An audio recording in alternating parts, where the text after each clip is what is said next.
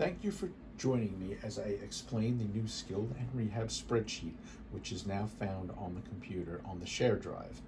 This will eliminate needing the book. After double-clicking the Windows Explorer folder icon, a window will open, and you will have the option to find the therapy share drive, which is listed under computer. After double-clicking this, you will be shown multiple folders.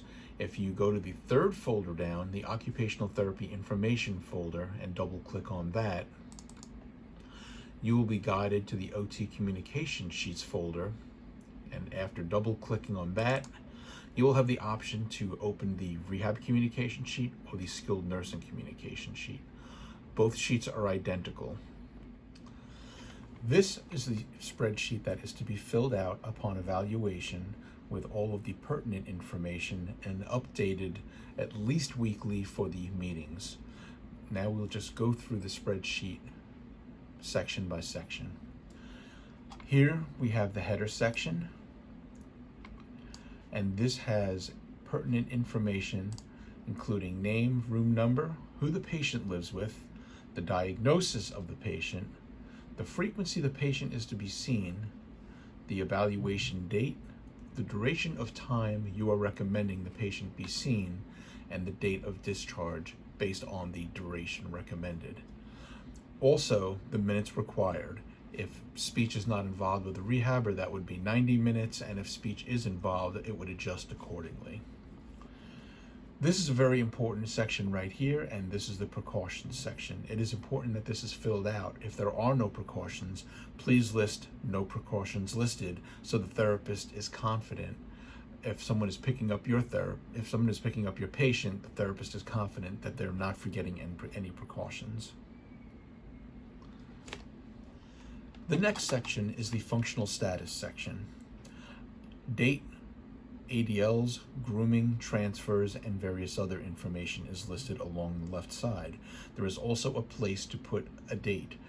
All entries should be dated, and this should be filled out on evaluation. The next section is the comments section. This is useful when giving information to the person who will be going to the meeting. All entries should be dated with your comment here and initialed, so this way if any follow-up needs to occur, we will know which therapist had made these comments. Again, this should be updated for all meetings at the very least, or if you want to pass something along to a therapist who is covering a patient for you. The next section we have are the recommendation section. Now these are useful for, again, the person who is giving the information during the meeting, and gives an idea if you are recommending outpatient, an assisted living facility, long-term, what level of supervision and or assistance they need, and also some DME entries are listed here. You can also write in anything that you need to here. The next section is the neurological status section. This section may or may not be appropriate for the patient that you are working with. However, it offers information on range of motion, sensation, coordination, balance, and also visual deficits which may be impaired. It also offers an overall upper extremity status, and you can let the person, again, who is going to the meeting know if the patient's improving, not having any change, or showing a decline. Finally, at the bottom are the meeting notes. The person who goes to the meeting will convey all of the information found in these sections, and as the doctor, physical therapist, and social worker report on their aspect of the plan of care, that information will be found down here on the meeting notes section. So you'll be able to access that to see what the latest information is on the patients.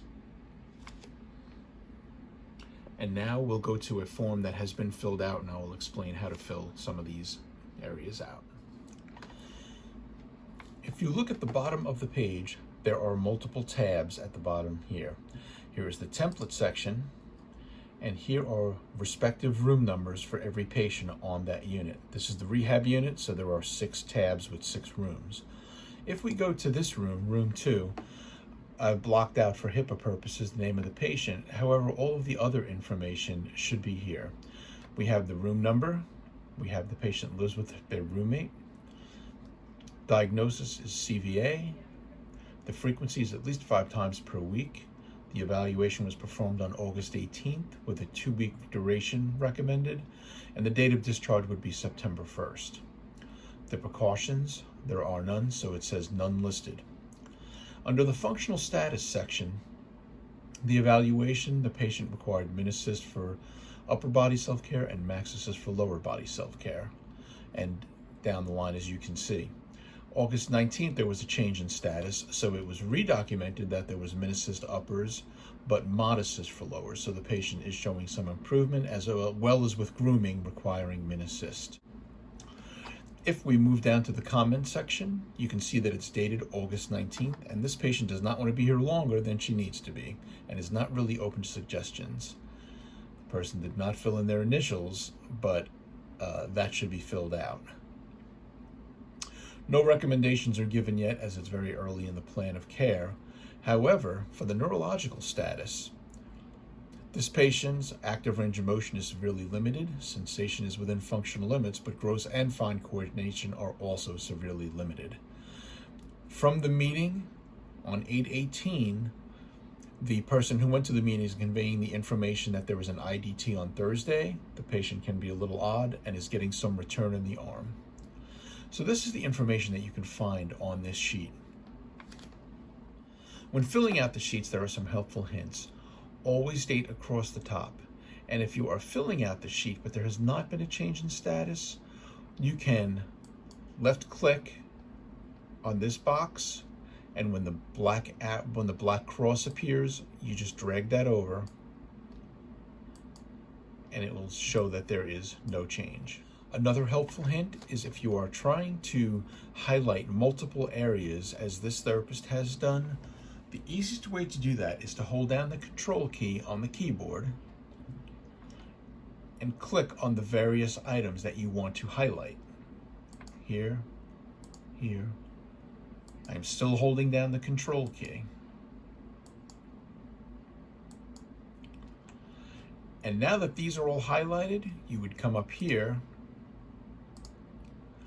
and simply click on the bucket, which is your highlighter. And now all of this information is highlighted at one time. The control button for highlighting is found in the lower left-hand part of the keyboard here. And as you can see, I can highlight multiple items at the same time while continually holding down that key.